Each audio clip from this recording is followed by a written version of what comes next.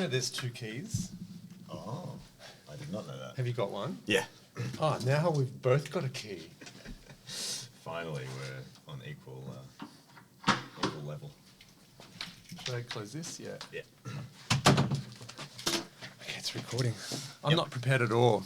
Oh, that's okay. I think that's okay. Is this is this working? Yeah. Okay, this is my voice today. It's about 3 times lower than usual. What's happened? This is Smooth FM. Smooth Mel coming at you. How are you? I'm good. I'm feeling much better than I did last week. I felt like you were okay last week. I was listening a little bit to. I had these like moments of like, did I trigger Tim? Like I felt like I triggered you. Like because I do. I feel like I trigger people. Yeah. Do I? Well, you don't. I mean, you may well. I can't speak to other people, but yeah. It's like no. I hope I didn't. Like, cause sometimes I push.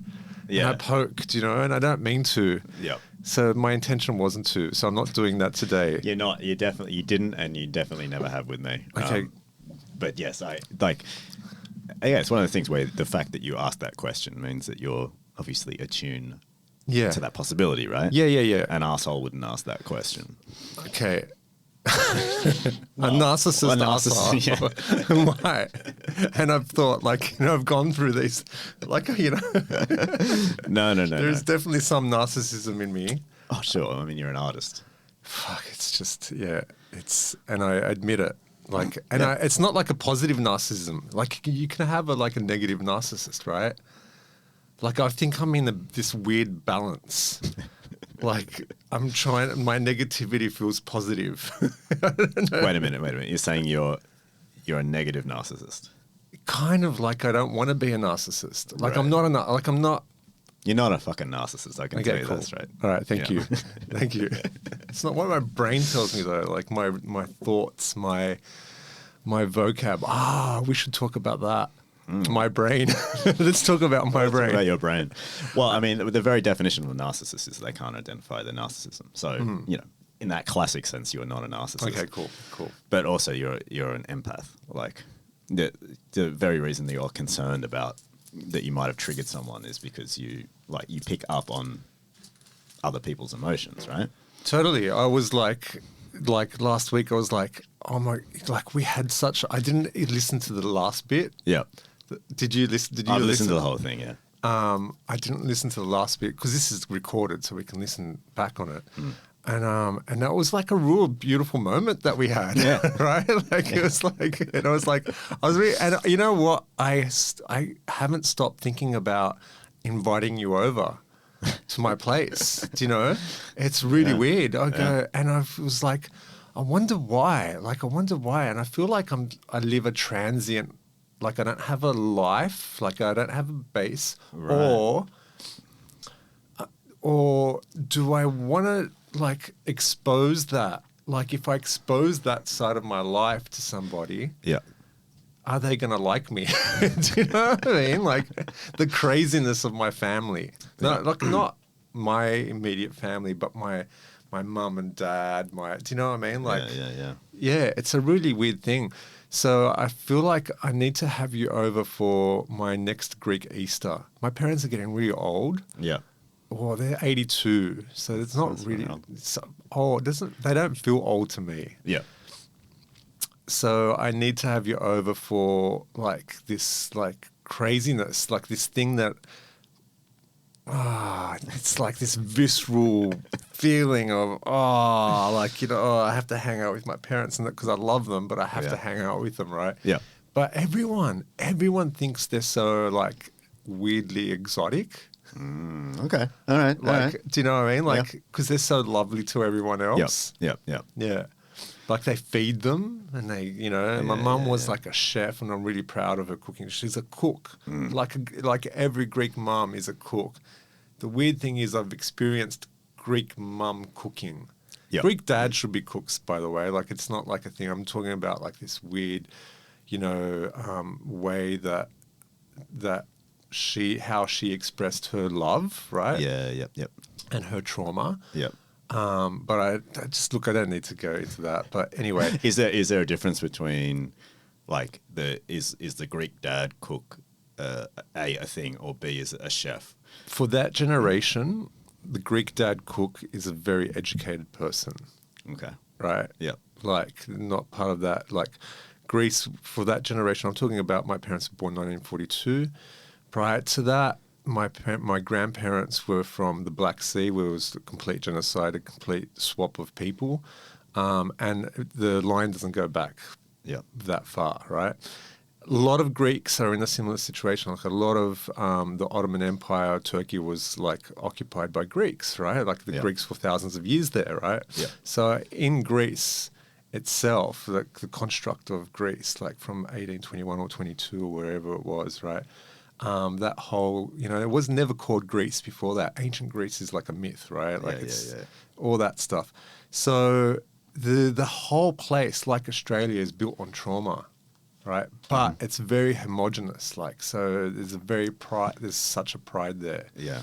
And it goes all the way up to like the 70s, right? From like there was like after the Second World War, they just left Greece. Like Greece said no to the Italians. Yep. And they just left Greece, fend for itself. And there was the monarchs and the communists, and it was civil war and all that crap. What I'm trying to say, I'm not trying to give you a history lesson, but most Greeks have this like trauma, like this diaspora, like they've left their land, right, and all that stuff. Now, the Greeks in Australia, obviously, a lot of them, because it's far away, like they didn't go to Germany. Yep. A lot of the Greeks who are mainly from the Peloponnese, the bottom of Greece, they came here with their mum, dad's extended families. We're Pontian, we're from northern Greece. My mum and dad just came by themselves. Like they got married here. They didn't have any of their family at their wedding. We've got no family here. So there's this, therefore they make artist kids, right?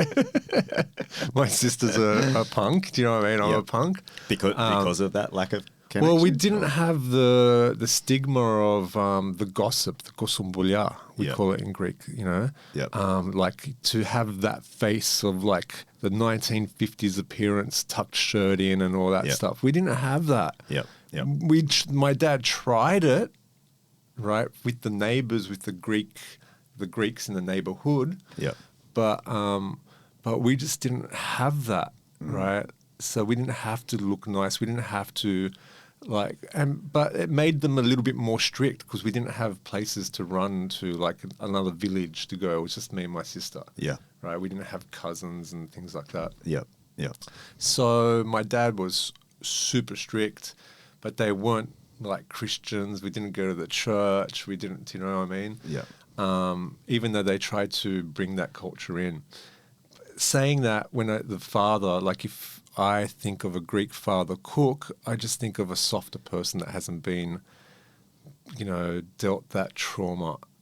Okay, it's really so it weird. comes from in your head, it comes from a different place. Yeah, when I'd see dads like that, right, I'd go, oh, like I remember my friend Leon Lalis, who was just this freak guy. I hope he's still alive. I don't know what he's doing. We just got up to trouble. I remember going to his house, and his dad played the violin, and they had a piano in their house. And it wasn't like a Greek McMansion house. We didn't have a Greek McMansion. Like, I love the term Mac for McDonald's. But yeah, I remember like seeing this dad, right? This is like in the 90s or 80s, like the 80s, going to their house and seeing a piano, and I go, this dude's like, he's not a construction worker. He doesn't own a shop. Do you know what I mean? Like, like he's not like a laborer. Why we've employed Greeks? Why they came here? So I'm going like, he's educated. What's going on? It freaked me out. I was like, whoa. Whoa, he doesn't even yell at the kids. He doesn't go for the belt to hit them. Do you know what I mean? So I was like, wow. So there are Greeks out there. And then when I went to Greece, it's just a different place. It's like, what? I thought, who are those Greeks? They're cool. They listen to like listening to The Cure or AC/DC. Look, that's how old I am, but it was like probably the 80s or 90s when I first went to Greece. And like hearing The Cure, like my parents don't know what like English pop music is, right? Hearing The Cure in Greece on the radio, it was like, what's going on? Like, I thought it was just like 1950s here, you know? Yeah. Anyway, so to answer your question, to go back to this, Yeah. yeah, a lot of trauma. Heaps. And so one of the main ways of working through trauma for your mum is cooking. Is that essentially for what you're Greek mums, yeah, For Greek mums, Greek mums, yeah, with their kids. I think it was cooking. Look, they're very strong. Like Greek women, Greek mums are very strong because they think they had to deal with. I don't think they had to deal with that patriarchal system. Yep.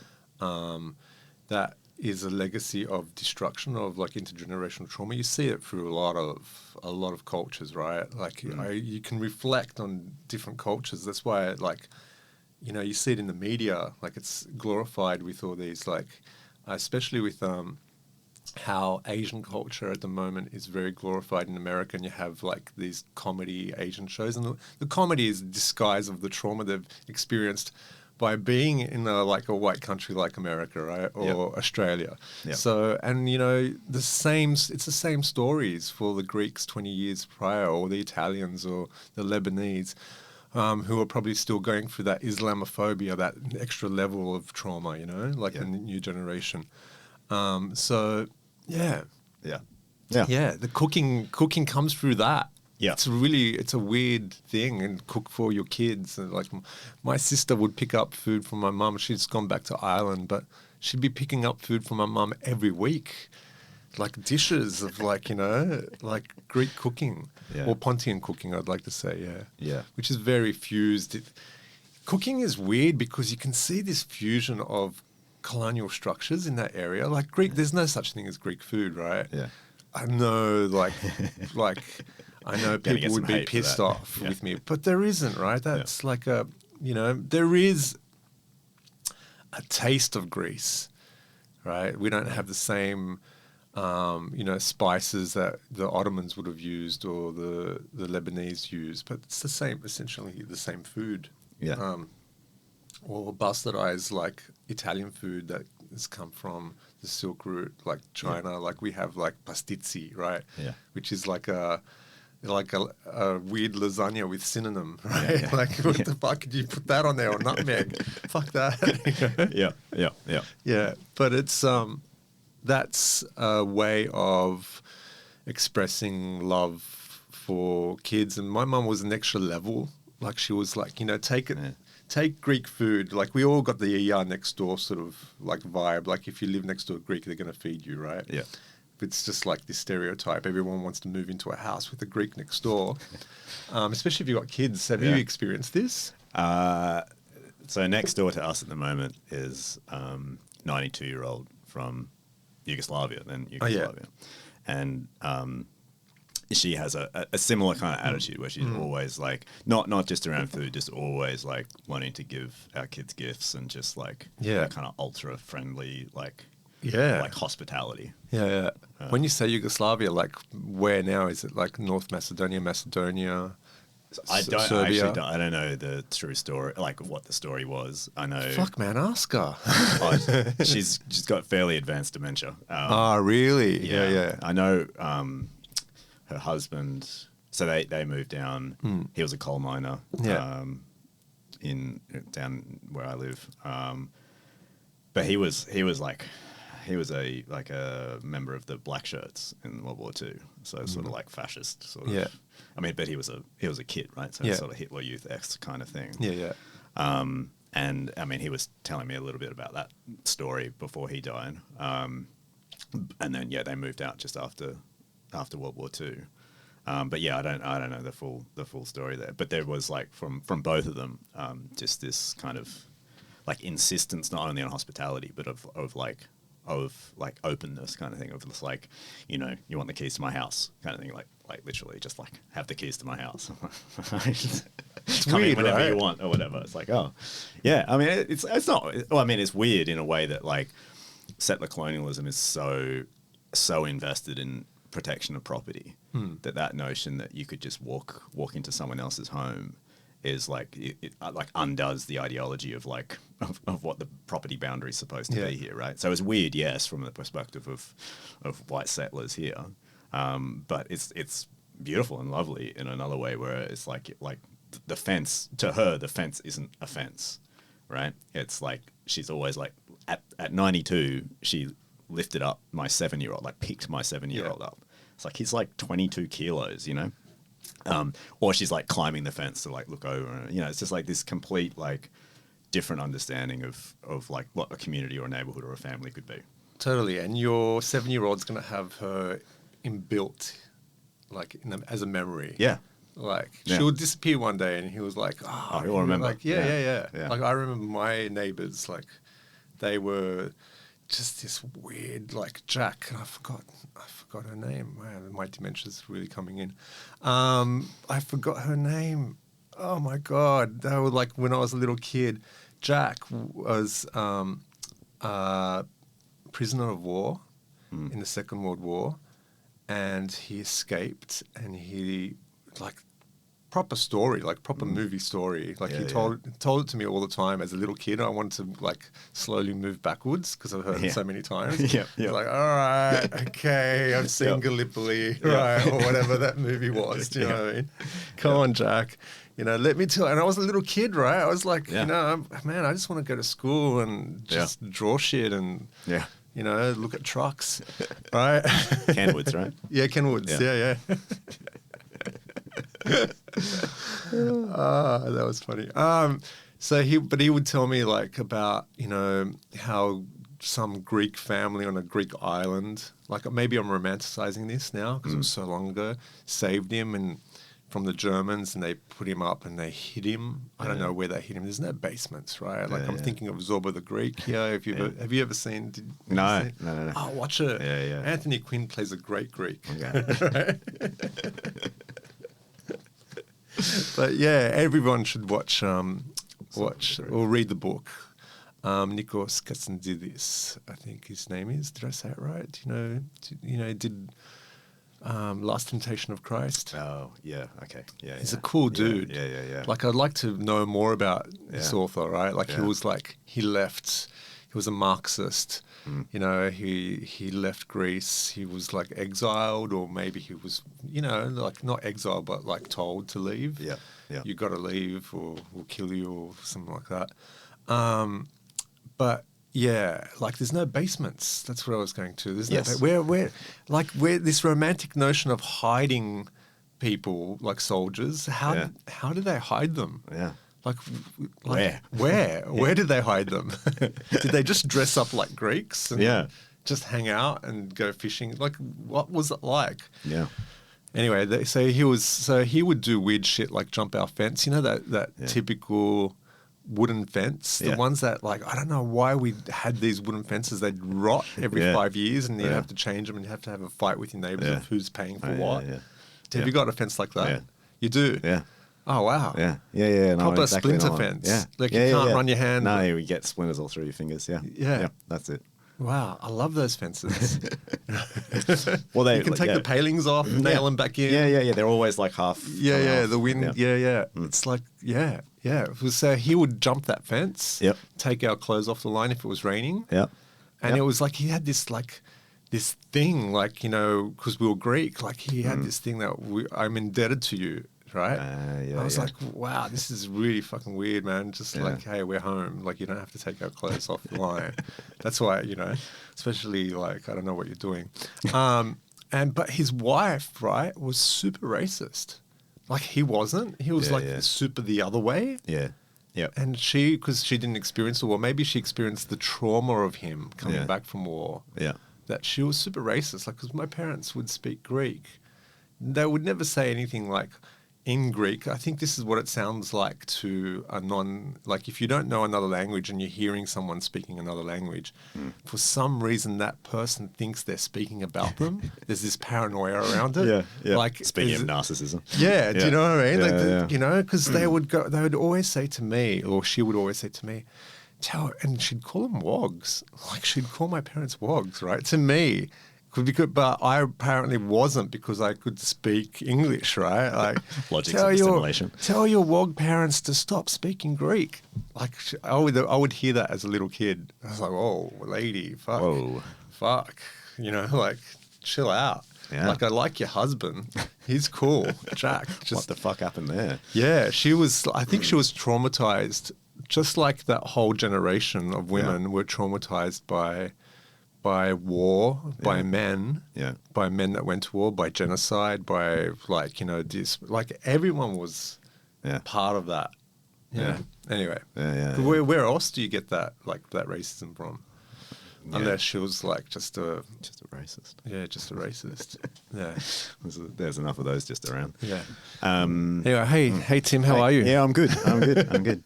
Actually, I was thinking because you were talking about cooking, and as a kind of response to trauma, I like cooking too. It's something that I enjoy doing, and to link it maybe a little bit to art. But there's something here. I think like one of the reasons you can be kind of drawn into a relationship with cooking is that it's a repetitive behavior, right? Yeah. And so it's a repetitive behavior in which you work with your hands, like it's a very physical thing, right? And, you know, a lot of the advice around, you know, cognitive behavior therapy or whatever else is like, you know, forms of like mindfulness or meditation. But cooking is one of those ones that I think is parallel to that, because it's a way within which you can be mindful, you're like, you know, you're actively making stuff with your hands, but it's a way of doing that without you framing it in your head as therapy or something for yourself, because it's something for someone else, right? So it's still self-sacrificing. It's not really about the self, but it is a way potentially to work through trauma, or at least to excise it through your hands and through movement, without you thinking of yourself within a kind of therapeutic framework. And then that brings me back to how when you said we got somewhere really interesting at the end of the last recording, right? Yeah. And then I was thinking, you know what, you're absolutely right. Like I feel like now, having listened to that whole thing, like I am happy with the ending. I'm happy with where it got to. And it's that thing that that Lacan says, or Lacan kind of like instigated, was this notion, what he called like the short session in therapy. And the short session in therapy is this idea that the therapist at any point can end the session. And the reason he says that is because he says that if you have the traditional model of therapy, which is you have an hour, right, 50 minutes, right, is that that you spend 45 minutes talking about nothing. And it's only when the patient knows that the hour is about to be up that they will talk about the thing they actually wanted to talk about. Or like the urgency of that end brings forth the thing that you actually want to talk about. So true. So he says the only way to like overcome that of like wasting 40 minutes is for the person to know that at any point the therapist could just say, no, this is not productive. We're calling the end of the session. So it's an attempt to kind of, it obviously introduces like a power dynamic, which is pretty intense. But part of me thinks like that's what happened in that podcast. Yeah. It was like, I was like, you know, nothing major, but I was not feeling it. And it took me that long and talking about all these kind of diversionally big, important things in order to actually have that conversation in the last 20 minutes of the podcast.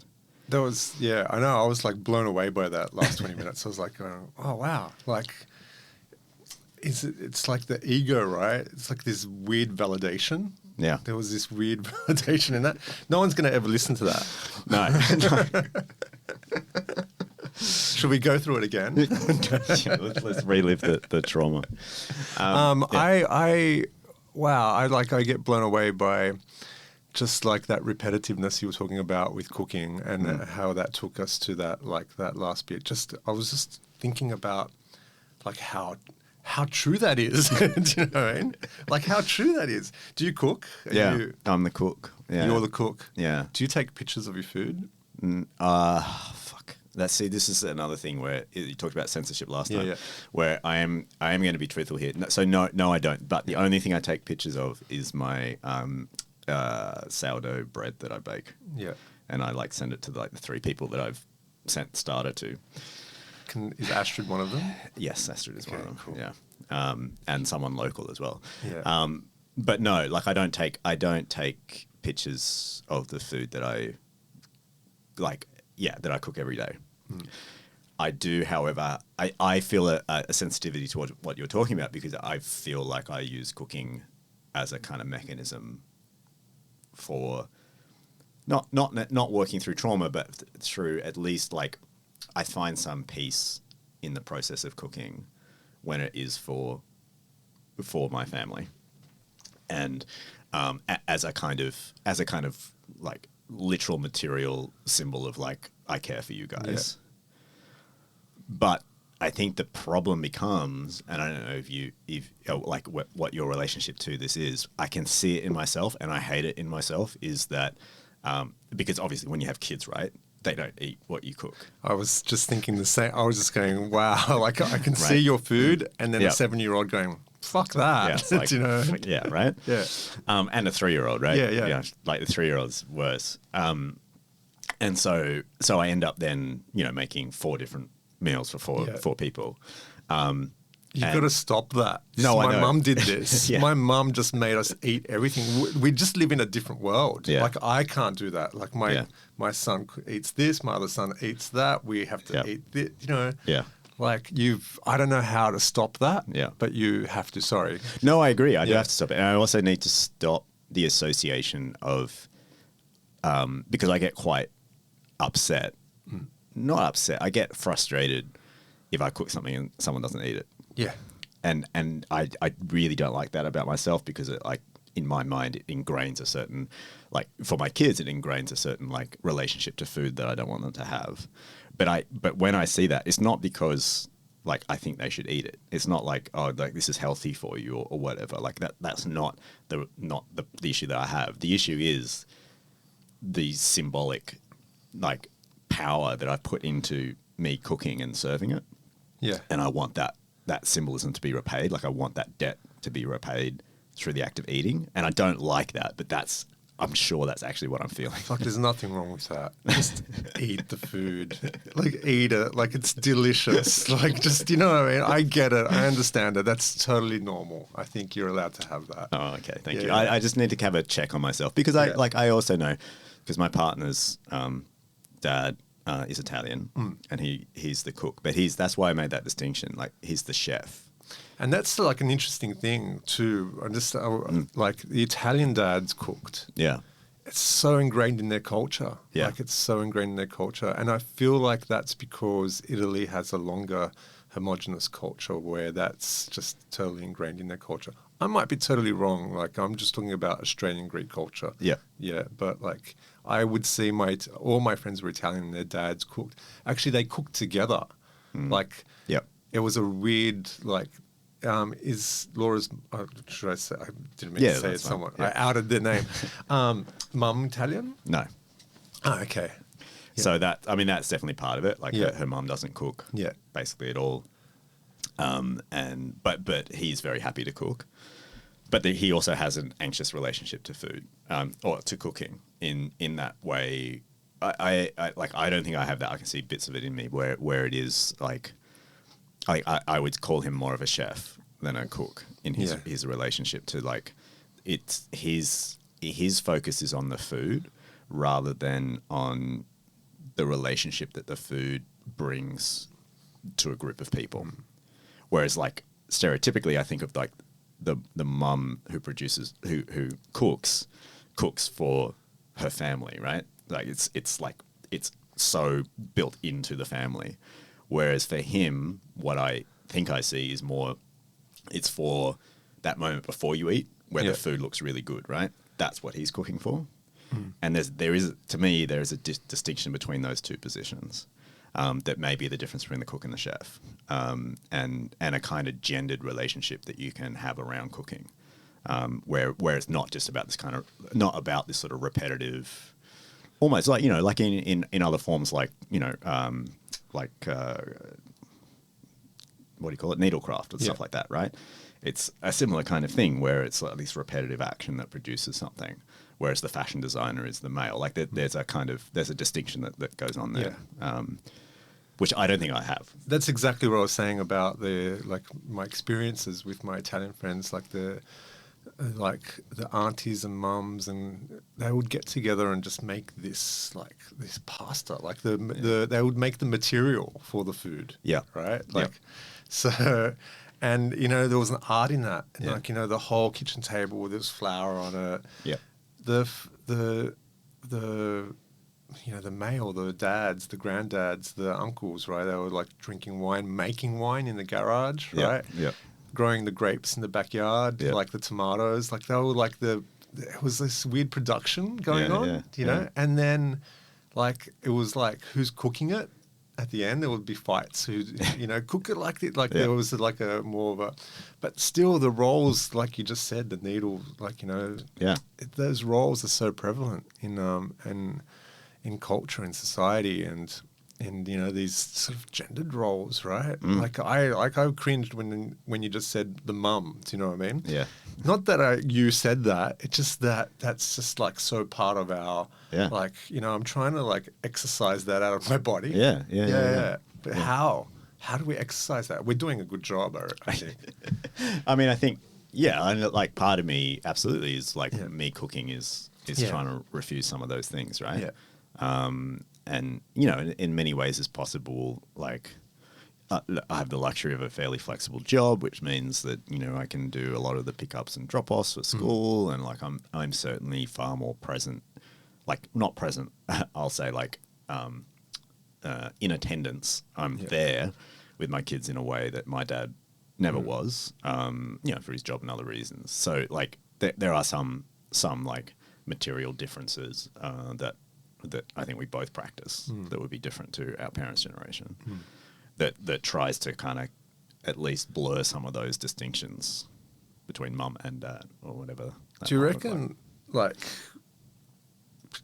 I don't know, do you reckon we're sort of going backwards in the society? Sort of like it's becoming like as forward and progressive as we're trying, we're nowhere near a state of equality and we're nowhere near that. We're talking about it a lot more. We're talking about it where it's in conversations, it's in media, it's in text, we're reading about it. So that's great. But do you feel like there's these weird waves through the political time that we're living in? Again, this pendulum swinging back to this Trump. Yeah.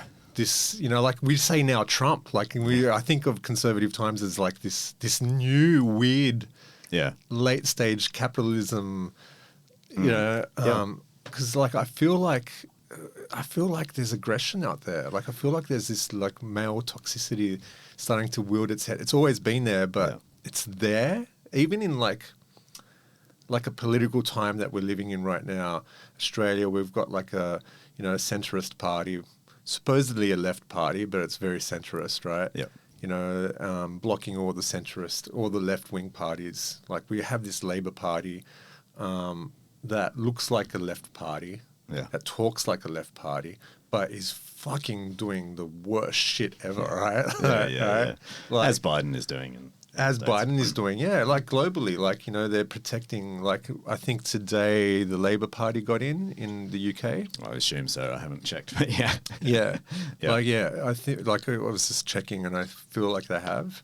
Then they're a centrist party, right? So what I'm trying to say is, what do you feel like? Do you feel like, because I hear us talking. Are we just in the bubble?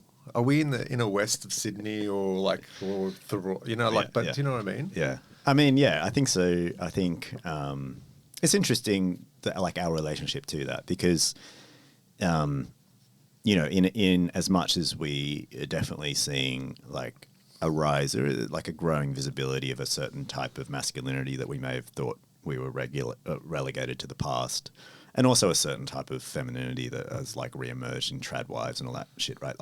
That there is this sort of resurgence of that type of conservatism with obviously a new kind of flavour and a new kind of media centric and media savage kind of savage. That's interesting. Savvy relationship. Savage, great. Yeah. But on the flip side of that, of course, is that that it's a sort of chicken egg thing that is emerging also because of these like more radical left wing like oppositions to that. And I think from the students that I see, even from 10 years ago, like that kind of like not only the conversation, but the desire and the experiments in living differently are occurring on the left in as much as they're occurring on the right. And that excites me. That's quite interesting. But ultimately, I think it comes down to the question of like, talking about it, being like aware of it, maybe practicing slightly different things within our own structures, or abolition. Yeah. Because ultimately, like, if I was to say, like, what do I hope for, beyond the simple things that I do every day, which may or may not make a difference, hopefully makes a difference, at least psychically, to my kids and the people that I love around me. I hope for abolition. Like, I hope for abolition of the family. I hope for abolition of the nation state. So I hope, obviously, for an abolition of capitalism. So, like, that is ultimately what I want to see, and what I hope we're working towards. Whether or not I am, I don't. Probably not. Definitely not in any real way. But I can see it. Planting seeds is like you're doing it, like through art. Like you're doing it. Well, that's that thing, right? Can you see that? I mean, that's kind of that's the thing that I raise with the students, right? There's this like mythos around May '68 in Paris, and the big distinction between the academics, because a lot of it came out of universities, but again, that's somewhat mythologized. It didn't really start in universities, but whatever. Universities played a really important role in it. It was the distinction between those academics who preached revolution and then didn't go out on the streets in '68, and those who did. And there becomes this kind of important split in the West, in the kind of philosophers that you would know, Foucault, etc., Rancière, who did, and those who didn't. So that's what I tell my students is, like, you guys are going to be the ones out in the street, right? You're going to be like the vanguard of the revolution. I strongly believe that. And, like, young people will be. Yeah, totally. They're going to be the first to save the world. Yeah, yeah, of course. As you know. As I should be, and I have, like, that's where my hope lies and is, and I can, if we're purely talking about young people, then I think there are far more young people that share our politics than there are young people that don't. Isn't that weird? Like, we live in this, like, this is going to blow your mind. Every 100 years, like, we're like lifespan of a human, like 80 years, 75 years. I don't know how long we live for, but we live in this 100-year gap. Do you know what I mean? Yeah. Like, I'm alive now, and this, like, person that from, 1940 or 1930s is still alive, right? Yeah. And, like, it's almost 100 years ago. Yeah. That I feel like this 100-year period that we're alive in is the first 100-year period that is either going to save, I call it the world, not the earth, because the earth will still be there. Yeah. The world, right, as a concept, or we won't. Yeah. Do you know what I mean? We live in that prefaces, Yeah. Cooking, let's go back to cooking. Cooking can save the world. Yeah. Sharing food can save the world. But yeah, no, so I think I definitely preach revolution, whether or not I would practice it if it ever came to it. I don't know, but I guess that's where my contribution. Preaching lies. is practicing, right? It's yeah.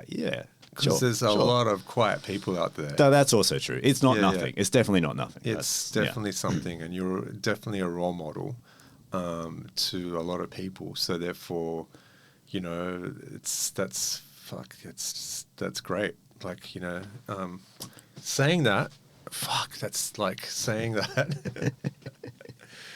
What's going on in the world? Assange is out. Yeah. Like this week, like every week, something fucking. I think Assange was out last week, right? Yeah, we talked about it briefly. Yeah. we've got a Labour Party today in the UK.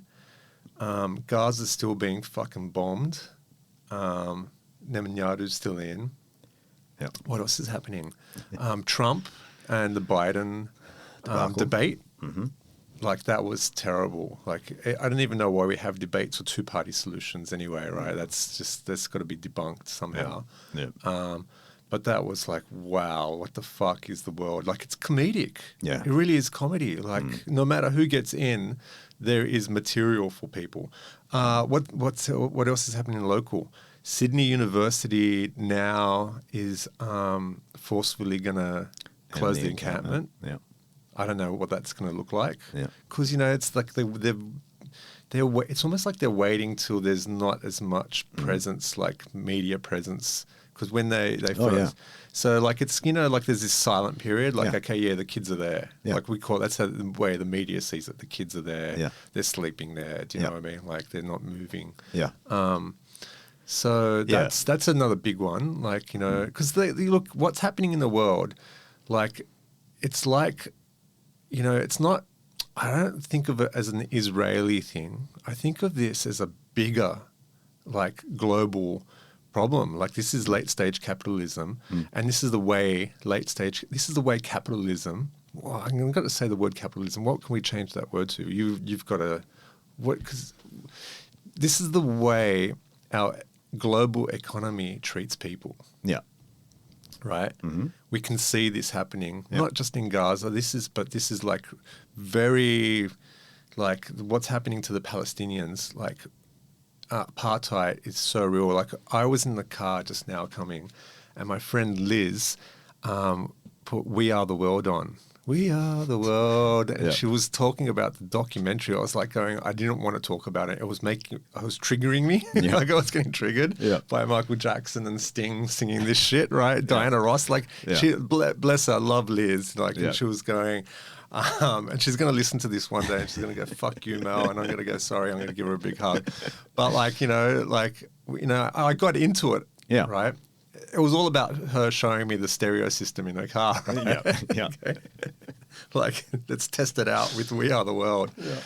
But, like, at the same time, like, this is what, like, I had this moment because at the same time, a few years later or a few years before my history, Sun City, like, all these artists got together to sing about Sun City, apartheid in South Africa.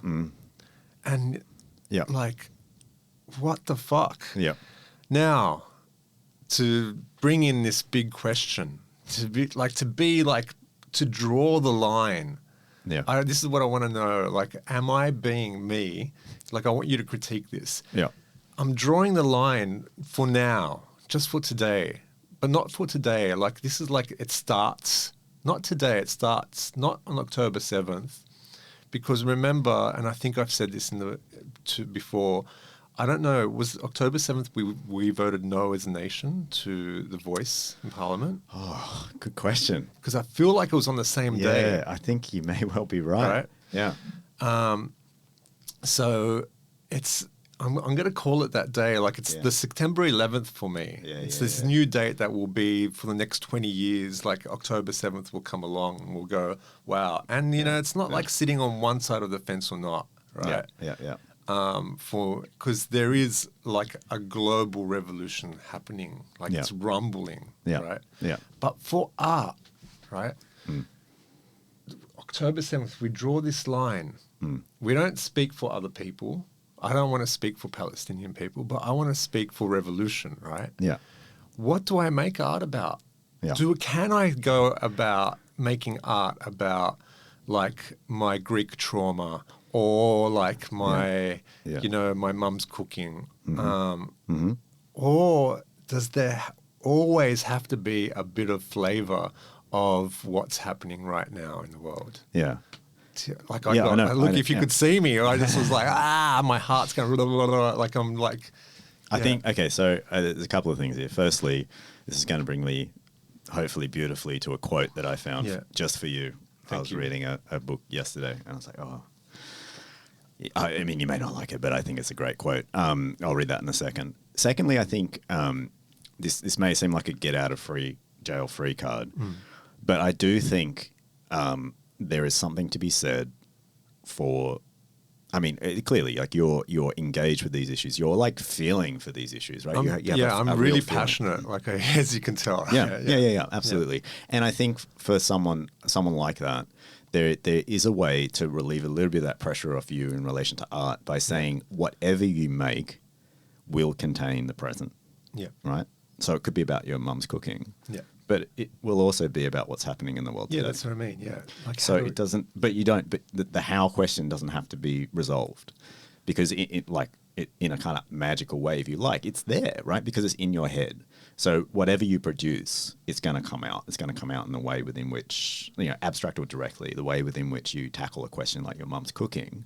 If you think about that in relation to trauma, you can't not also then say that this work is not about like Palestine, right? Not about Gaza.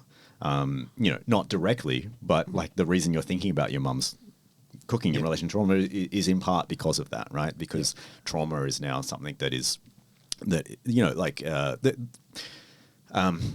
idea of haunting and ghosts is this idea that like in part one way of thinking about that is the people who aren't directly traumatized by an event. Because people who are directly traumatized by an event are just traumatized. But if you're not directly traumatized by an event because you're on the other side of the world like we are, you can be haunted by it though, right? The ghost of that trauma can still get in your head. There's a way within which it still impacts you and it can visit you. And in that sense, you're not speaking for anyone else. You're not trying to like intricately tease out or like get to the heart of the historic issues or whatever else may be going on. You're being haunted by the real violence, the real trauma that is occurring wherever, because it's occupying your mind. And so I think in that sense, whatever art you make will be about these issues, about you having to worry about it, right? But the question then becomes like, so I don't think there's any issue in relation to you making the art. The question then becomes like, what is the art? Like, what is this thing that you make, and how do you think about the thing that you make?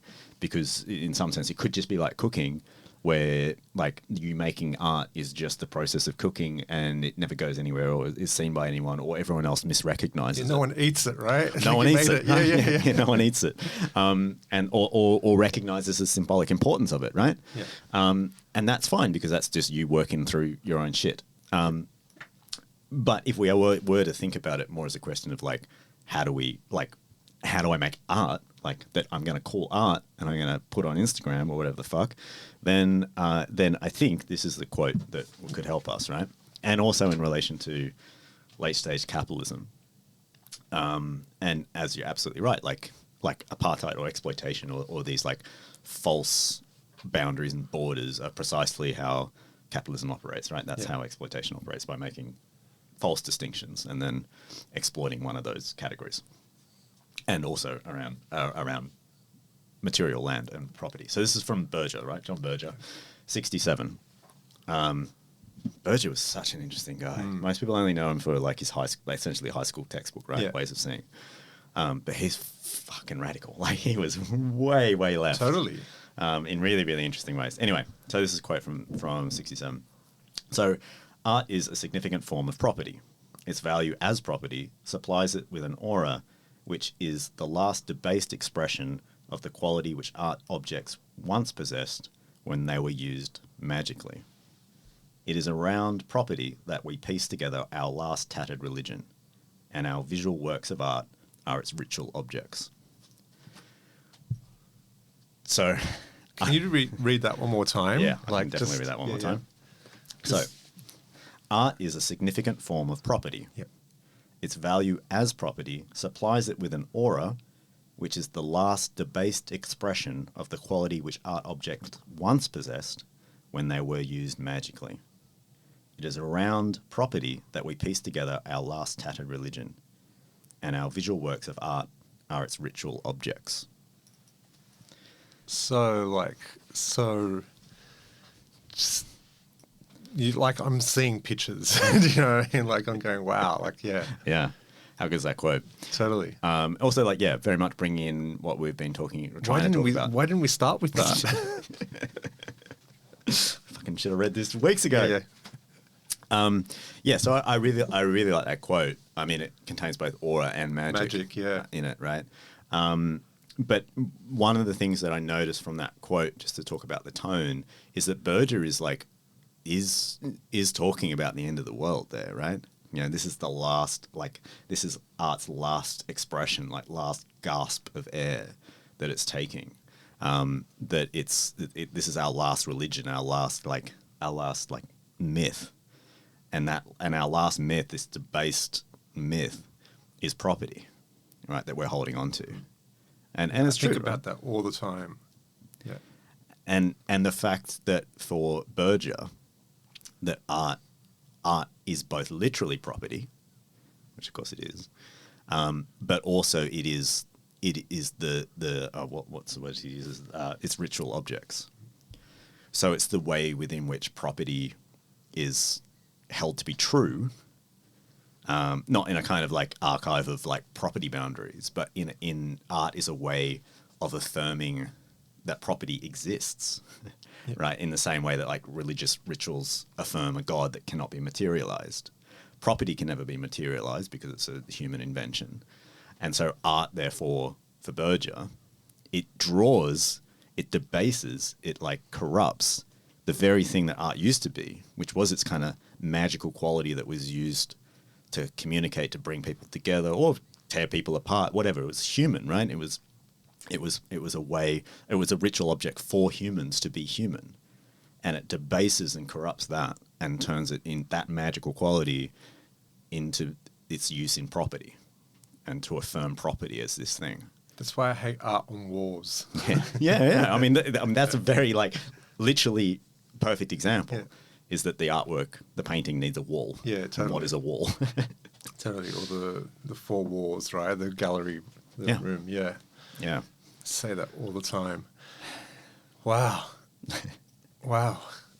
So I think say wow again. Yeah, but I think that's why we're both attracted to the magic, but then immediately suspicious of it. Yeah. Because it has that history. It has it's that corrupt. thing that we want, but it's been corrupted and is corrupted by property and by its primary like value. The magician's trick is not for the audience. It's for the fucking stage. It's for the infrastructure around it. And that's what we feel disgusted by. Totally. Aesthetically as well, right? There's an aesthetic to that I try to break and I can't, you know, like the aesthetic is the limitations. Yep. Everything's limited by a certain size, right? Like the house is made by a certain size, property is ruled up by a certain size. Like, yep. And this is just like this is a new concept. Like, it's not like, this is late stage capitalism. This is like 1901, you know? Yeah. Well, later, I mean, really the size is dictated by the container ship, right? Yeah, the container. That's exactly two sizes, right? Two container sizes. Yeah.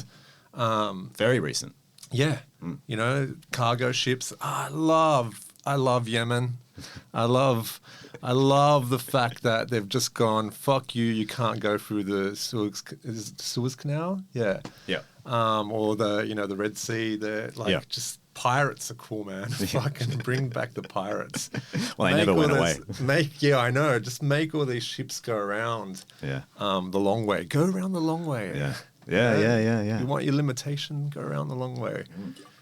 You want your Bunnings? Fuck you. Do you know what I mean? Yeah. Chemist warehouse, motherfuckers. Sorry. But that pirate is like that's a really, I think, interesting example of the way within which that myth is so fragile, right? And so easily shattered. It doesn't take much to like disrupt global trade. I mean, the other example of that is the Ever Given, right? Yeah. That got stuck. Yeah, exactly. And then somehow that stopped global trade for like a month. Totally. So like these things, like these singular acts, accidental or deliberate, can like reveal. It's the behind the curtain in Wizard of Oz, right? That like it's so easy to pull that curtain back, and it happens all the time. And then we all work as hard and as fast as possible to put the curtain back up. You know, like it's the only character in the Wizard of Oz that when they pull the curtain back, because we're so engaged in the magic, right? Like a Tin Man and a lion and like the yellow brick road. I can't remember the dude. Who's the dude? Who was he? Like it was a he, right? Yeah. Was It's this little guy, bald guy. Yeah. Very Can anyone meek. remember like what that person looked like? And like, come in, have a cup of tea. Yeah. Like a pathetic little figure, that is speaking through like the megaphone in order to get that kind of voice or whatever. Totally. But when he's actually confronted, it's like he's easily overpowered and overwhelmed. Totally. It's a myth. It's nothing. God. Yeah. No, it is. Yeah. Can I tell you about an artwork that I'm making? Please. It's a continuation. Remember, like the stuff that we made for Lisbon, like the rock. I'm like AIing these cobalt rocks. Reason why, like I'm using AI to produce the rocks is just because the rocks are in phones. Cobalt. Yep. So lately, every day, because I have to do something, like I have to make art, and like I haven't got a studio, and I'm going to work every single day, and I'm coming back, and I'm doing first time in my life. I've got a full-time job. I know you've got a full-time job, but this is not, for me, you've got the best job. But first time in my life, I've got this full-time job, right, that I'm traveling to the same place, going there and going back, there and going back. Before, like, I'd work here, I'd work there, I'd work at home, I'd see you, I'd see another person, like I was just... distributed. Yeah, it was weird. I liked that. There was breaks in my routine. My routine was fluid. Yeah. Where do I make art? Like we've talked about this. We've had so much, how do we make art? We've got a family. We've got the pressures of like property, of late stage capitalism, of other people that won't eat our food. Right? Yeah. Where the fuck do we make art? Yeah. So I've been having these conversations with ChatGPT. I cringe. It's just saying ChatGPT. It's making me cringe. But like my friend Johnny has bought the $20 a week, $20 a month. Yeah. So I've got the premium ChatGPT. It's giving me like the login codes, right? It's the best thing, right? Like, because it's like having a conversation with this American dude, because their voice is American. Like it's like, and you can change it to 3 or 4 different American, and they joke with you. You go, hey, can you say it in Greek? And he goes, no, I can't, but in a Greek accent. Like he says, no, I can't, but why is it a he? Like, why isn't it? Anyway. Yeah. I've been trying to bypass the voice, right, and get to the ghosts that make the voice, the people that hold the cobalt, I've been trying for like not long, about a week's worth of. So I've been doing this for about 4 weeks. I've got this one chat called Glitch, right? It started off with Glitch, so it's called Glitch and channeling. So I've been trying to channel its makers, not its architects, its makers, right? The ghosts, the people that have died to produce the raw material. Yeah. And it's starting to talk to me in those voices. Right? Yeah. It's like, I know it's making the shit up. Yeah. To appease me, but it's taken a long time. There's so much resistance. Like, you get the like, I'm sorry, I'm just an AI. I can't do that. Yeah. Like, and it's gone. It's almost like it's gone. Okay, I give up because I just kept it at it. So I'm channeling. I'm using AI to like this mythology of channeling the ghosts that are mining the raw materials to create the AI. Yeah.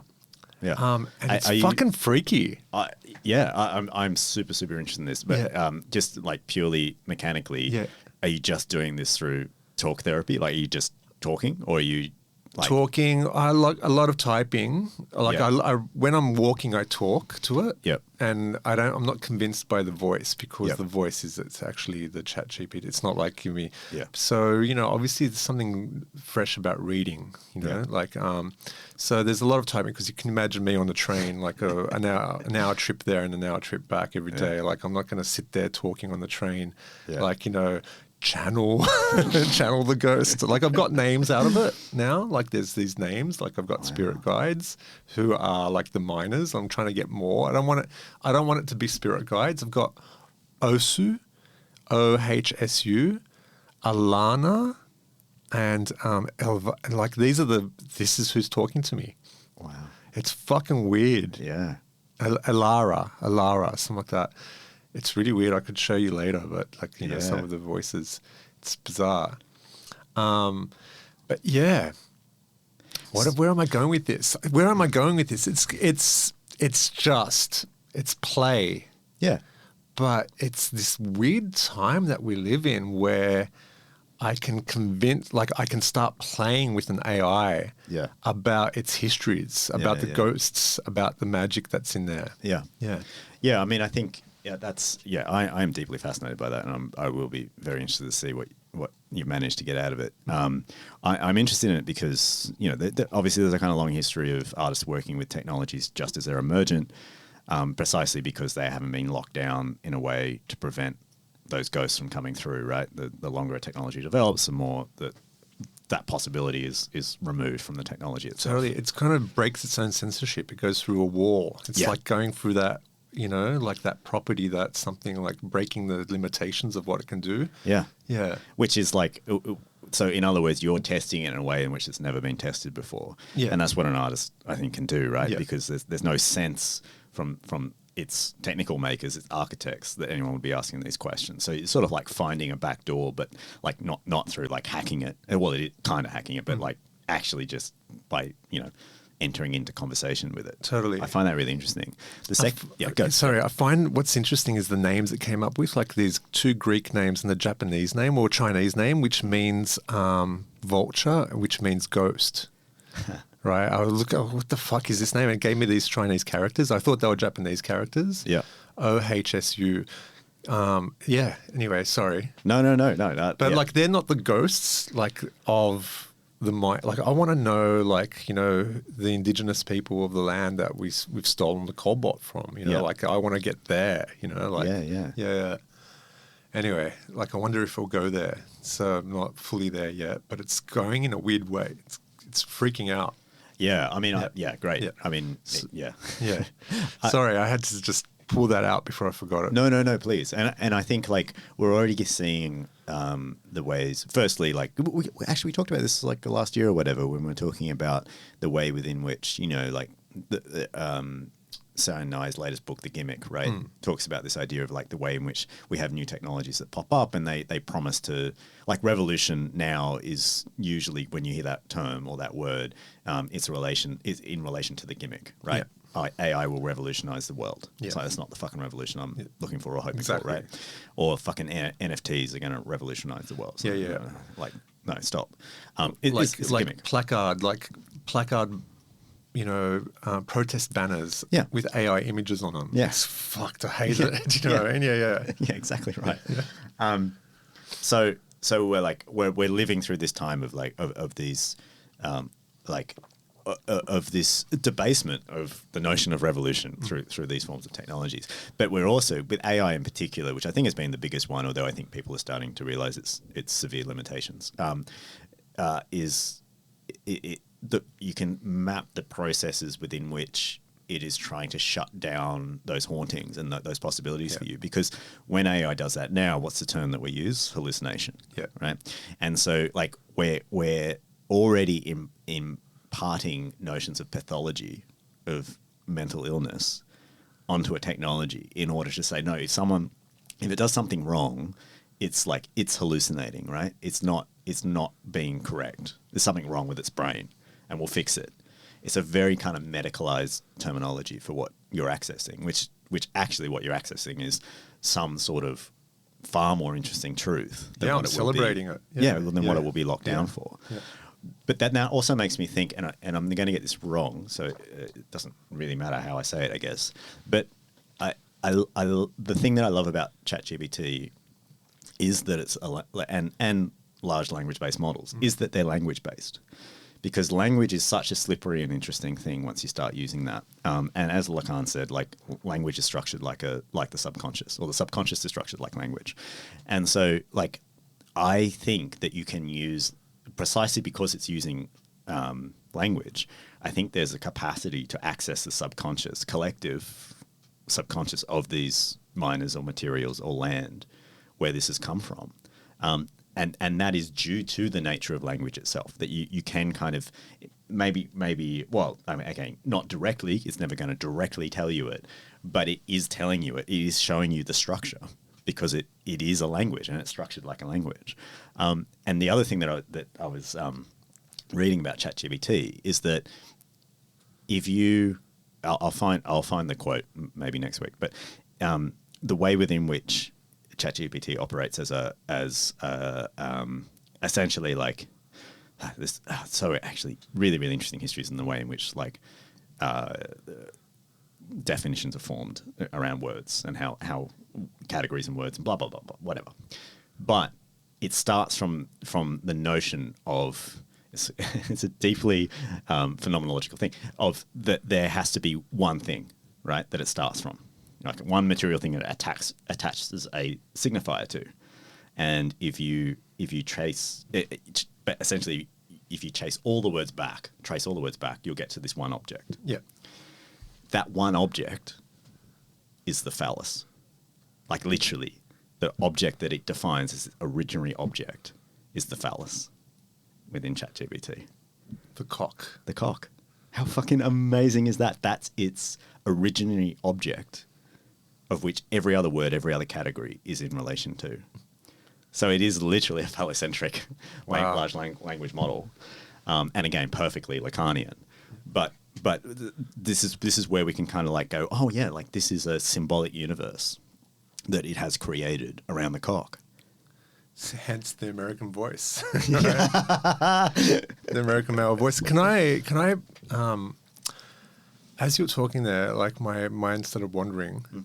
I started thinking about like if art, like contemporary art or modern art, has a foundation of Marxism in there because it's like that's the start of like, you know, the Russians brought art to the world, you know, the revolution, right? Like if art has that foundation of Marxist foundation, you know, and I can see that, like people can argue that, but like it 100% does because of, you know, it starts off as an industrial revolution. It starts off with industry, like the property, like the aura, right? You know, so its foundation, even though it might not be Marxist now, the foundation of all art we have today is Marxist. Could you say that about the English language as well? Because of the time, right? The time where we start learning about art. Like last week we said if you play with words and images, there's something Marxist about that. There's like a, you know, so could you say that about language, global language today? I mean, that's a lovely thought. I really hope that's true. And but yeah, sure. So there's a foundation in our language that is Marxist, right? Yeah. So therefore, like what it's spitting out to me, the foundation of this cock is like it's a Marxist cock. Yeah.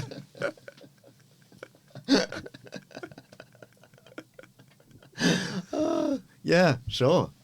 Yeah. I mean, yeah. I love that because you're absolutely right. It contains the contradiction, right? Where it's like we don't want to say art is Marxist because we can point to so many examples that clearly aren't. Yeah.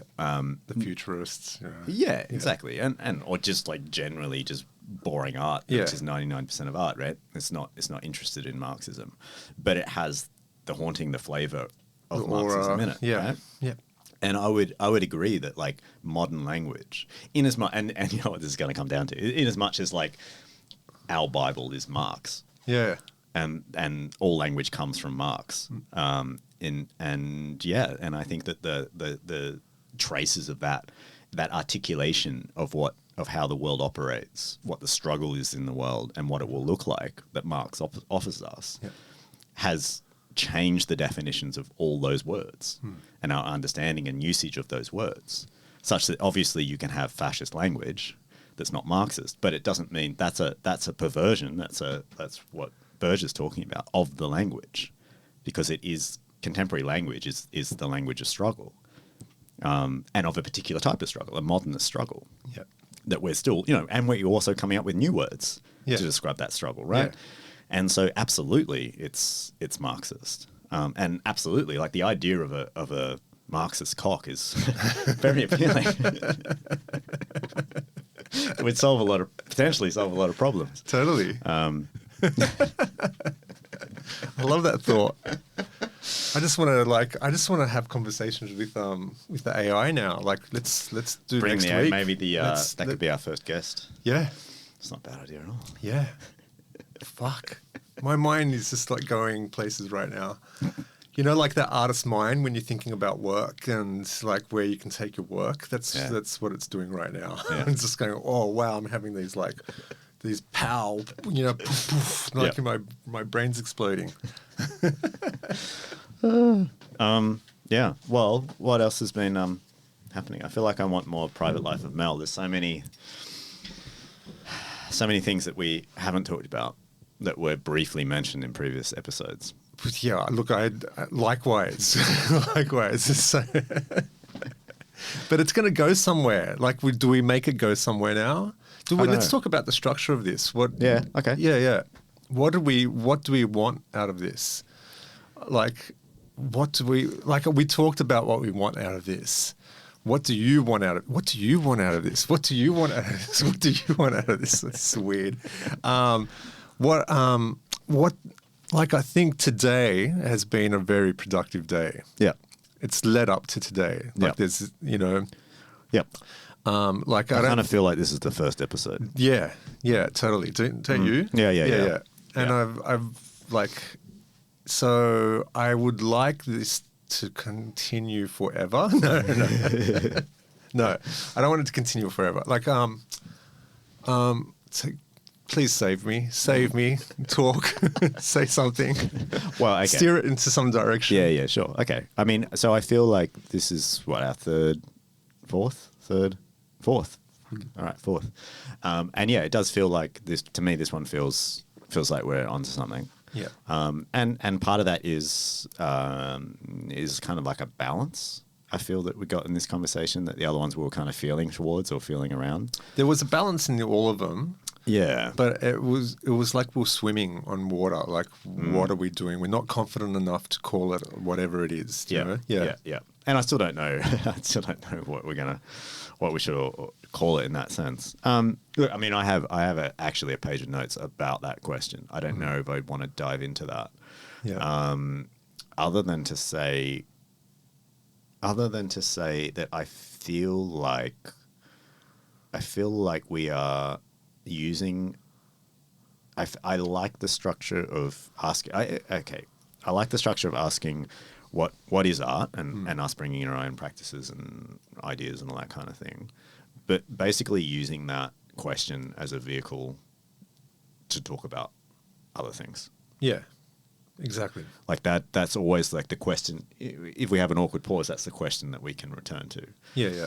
And I'm happy with that as a structure. I think that works quite well, and I think it's like it's an infinite structure, right? Well, that's our relationship. That's how I know you. Yeah. Like we always come back to art, right? We've had so many conversations about art. Yeah. And the illusion of art and what it is. And not like, high school kids, more like primary school kids, right? Yeah. All the struggles we're having with the property of art, like, how do we define our art making in a world where, like it's so poignant, like, drawing that line of today, like we drew that line a long time ago. We didn't draw that line on October 7th. We drew that line. I feel like I'm including you in this, exposing, the art world. Like, I love exposing the art world. It gets me excited because the art world is just this mythology of the greater world that we live in. Like it's actually more real for me. And I feel like it's more real for a lot of people out there that are diving into art. There's so many artists. Everyone's calling themselves an artist, right?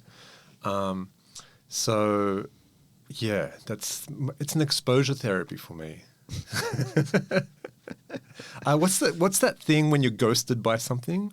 When you have like, if you're ghosted by someone, have you ever been ghosted before? Yeah. Like bringing ghosts in, right? Yeah. It's usually a crush, right? They've just gone goodbye to you through ghosting. Yeah. Or even if it's a friend, they've ghosted you because that friend thinks you've got a crush on them. Yeah. And then it develops into a crush. Yeah. Yeah. Right? Yeah. Because you're going, why the fuck am I being ghosted? Yeah. I feel like art's ghosted me. Not art, but the art world. Yeah. And I have a crush on the art world. Yeah. And I feel like this is helping us. Yeah. No. Yeah. Absolutely. I love that idea. I love that idea that like Limerence? Is it called limerence? When you, what's the word, the psychological word that you feel when you... I don't know, but I love that word, whatever it means. I think it is limerence. I want to look it up. Yeah. But that idea of like being ghosted by something or something disappearing suddenly, the fact that it is at that point that we like enter into a new relationship with it, right? Because it does not like that someone enters your life and leaves your life. It's not that when they leave your life, they leave your head or they leave your body, right? They stick around, and often a lot more than we want them to, and they become even more dominant in our lives, and then usually that just kind of trickles off over time or whatever, right? We learn to live without that presence, but that presence never was really there, right? It's just something that we then wanted to have, and we realized that we wanted to have it, and its removal is the thing that then makes us want it. But I feel like we both have quite deliberately, like you said, you wanted to reveal the art world for the kind of facade that it is, pull back the curtain. Yeah. I feel like we've both done that to the art world, right? Totally. So in a way, like we wanted the art world to ghost us, right? You can't poke someone and then get annoyed when they're like, well, fuck you, I don't want to hang out with you anymore, right? Except for our relationship, which is literally based on that.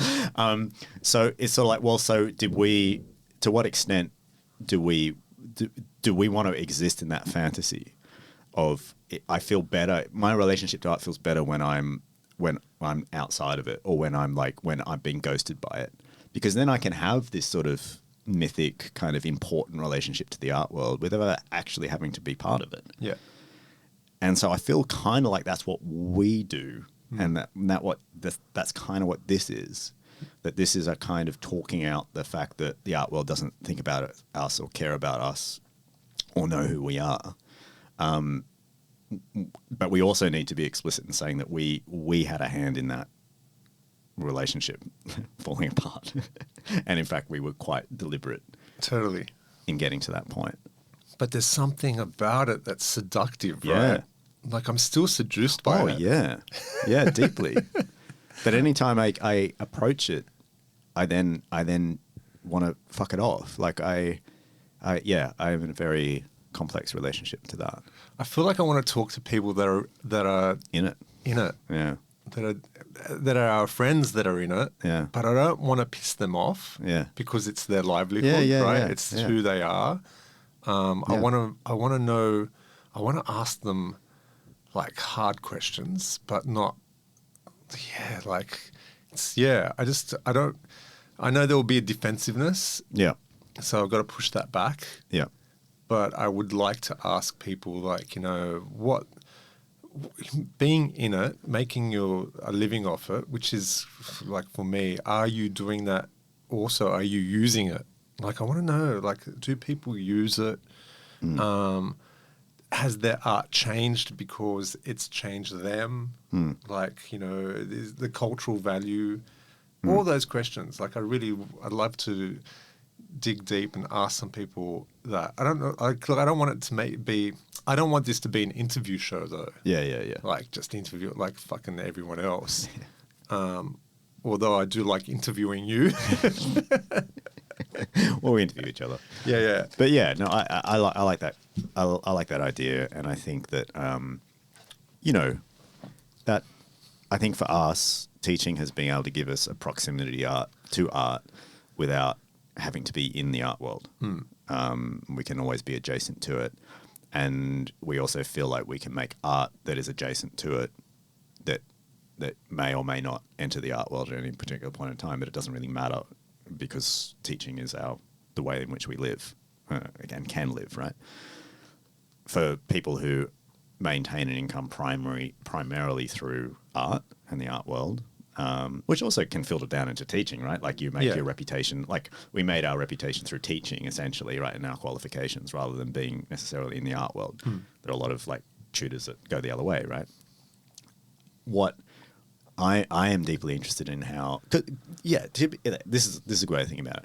I think if I was in the art world, my art would be corrupted by it. I think I would make shit art. Same. And that's my resistance. I think I make better art, even if I'm not making art. Maybe not making art is making better art by being in a university and teaching than if I was in an art world and making art. Yeah, same. I feel like I don't want to make material work anymore. So therefore, I'm not part of that material world. Yeah. Because I'm not a material girl. Sorry. But I don't think I think that's true for us. I would be interested in, because I'd be interested in people who don't think that and do think being in the art world affords, of which obviously there are opportunities that come with that. And there are limitations on what we can produce because of the decisions that we've made. Which may be you making artwork on a train to work every day, right? That's certainly a limitation. But I would be interested to hear people who are both aware of the limitations, but also think that they are still making their best art being in the art world rather than outside of it. Who comes to mind? Let's get them. Let me have a think. I got a few ideas, but I don't know. You've got a few ideas, I'm sure. Well, I've contacted someone. They're really happy to. They've just got a really bad flu. Okay. Joan Ross, Joan Ross. Yeah. Like I've DM'd her. She's hilarious. That's what I'd love for her to come on. Yeah. Because she's kind of like a superstar, but she's also just like fucking the most chilled, funny person. And I've known Joan for years, and I've known Joan from like just dinner parties from when I used to have Space 3 Gallery and meeting Barry and the hangers like, Hayden and Rowan, like, art handlers and just that world. Yeah. I'd love to get her because she's amazing. The fact that she used to teach here as well. Yeah. She's a punk. Yeah. So she said, let's come and play. She wants to play a few times. She goes, because she just wants to, she's fascinated by this, and her stories are amazing. So I think I want to introduce her to you. Yeah. So that was kind of funny. Yeah. Seeing her. Well, I think she'd be really interesting because, like, she isn't an opposition to what we are, right? Because she has been what we are and in some ways still is what we are, right? So she's moved through all these different worlds and made a living in these different worlds and currently is making a living in the art world. Yeah.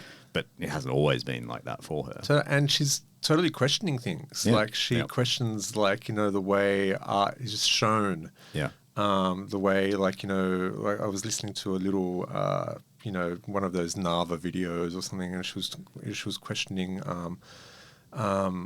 the National Gallery of how everything's behind glass, all these, national treasures of like convict relics of spoons and that. And she's going, why is it behind glass? Why are we showing it like that? I really like the way she thinks about and critiques colonial histories. Well, I mean, paintings behind glass too, right? And the infamous protest of the spraying Woodside on the Tom Roberts painting in Western Australia, right? It was fucking on glass. Yeah. It's like, how fucking annoying is that? But it's almost like it predicts that, right? Yeah. It, like putting protective glass around something means firstly that you want to protect it. So there's this like mythology around the object, but it also presupposes like protest act. Like it presupposes that someone's going to want to destroy this. Yeah, That's such an interesting question, right? Why would someone want to destroy it? Yeah. I love how everything's I like how art is being attacked. Yeah. Yeah, that's another one. That's another hour there, right? Yeah. But the glass is a really interesting part of that, totally. right? And what is protecting it, from our hands, from the glue and all that stuff, and also how easy it is to attack it if you know that you're really not going to damage it. Yeah. Like there's also that play. Yeah. So there's this performance that happens. Yeah. Yeah, that's another one. Hey, what are you making right now? Just gonna come out like boom, like. So okay, I'm making two works at the moment. One is a series of kind of like this, a series of videos, like critical theory, short, like 1 minute shorts, right? Literally like shorts for YouTube or TikTok or wherever the fuck. Which is interesting because I don't engage with social media at all. Yeah, I know. The only time I was in Instagram was to try and create the most boring photos of all time. I love it. I tagged you the other day and you just didn't respond. You didn't even see it. No. I was like, okay. Yeah, it's even better for me to have an Instagram account but never open it. Do you know what tagging means? No. I'll explain it later. Okay. So I'm making these videos because I genuinely believe, like, it comes back to that revolution question. I mean, it's probably really lame, and that's fine. I don't mind being lame, but literally, I do think like cultural Marxism can be preached, it can be demonstrated, and it can be demonstrated in a minute, and that it may go to someone who is kind of politically there, or like ideologically there, but doesn't have the language or like the evidence in a kind of way, again, that I remember of being like, oh my God, you can read this object in this way. This makes me really excited and makes me want to like tear down the state. So I'm making these little like short videos. They're essentially around like mainstream media, like either films or events, and unpacking them in a like quite like obviously like a radically Marxist way, but also a kind of surrealist kind of way as well, kind of absurd and a bit out there. So that's one series of works. The other series of works, which I was going to talk to you on. When can we see this? I'm just editing them now, Yeah. so I can show you after one of them. Yeah. The other series of works I'm doing, I don't really want to talk about at the moment, but I might. I'll talk to you about it off mic. Yeah. But I am doing a series of works that I have been wanting to tell you about because I don't think I've told you. Yeah, so this is new. This is like your previous work, which I really love. I'm still doing those works. Yeah. But they're more in the verge. Like they're still paintings, right? They're still, they're still paintings. They still sit on a wall. This series is a performance series that I've been doing since December. Amazing. And I'll tell you about that. Yeah. It's kind of, one of the reasons I'm not saying it is because I don't, if it is exhibited or whatever form it finally finds itself in, I want it to be ambiguous as to what it is. Yeah. Whereas I'll tell you what the magic trick is. Yeah. Maybe don't. Or maybe not. Yeah. I feel like I want to destroy the magic for you, but it's great though. Like just that you said that, like performative work, because the thing that made me go wow about you, and I found out through my students this work, right, is that when you went to art school, for a whole year, and I've said this before in this, but for a whole year you wore a skirt to art school, right? And I just went, because you can't see my face. Obviously, it's a podcast, but I just went, yep. Tim, do you know what I mean? Like, yep. And for some reason, I don't know what happened, but my total like affection for you just went right up. Do you know what I mean? It's like, I've got to know that person more. I think you just gave a lecture. Do you remember like? I'm reminiscing now. We should cut some of this stuff out. Do you remember when you came in and you were doing these like 1 hour lectures in every class before like 25 classes? Yeah. Yeah. I and you gave the same lecture and then like you'd come in as like this repetition. This host, like who the fuck, like how did that work? I don't know. Yeah. But I was like like I'm blown away by this lecture. But then I found out from other students about this story that you never told in my lecture. Yeah. Like my class. So you must have like somewhere put it in. Yeah. Yeah, you must have somewhere put that in. And Yeah. it came back to me and I was like, fuck, that's great. And then I looked at some work that you did online, like I think it was the same year that you had online about like yourself as a convict painted for the Archibald. Is that right? Was it an Archibald Prize? And I was like, wow, he's actually talented. Like this guy can paint as well. Like, you know what I mean by talent? Like not just like you can paint a picture that looks good, but like it's just fucking cool like what you're saying.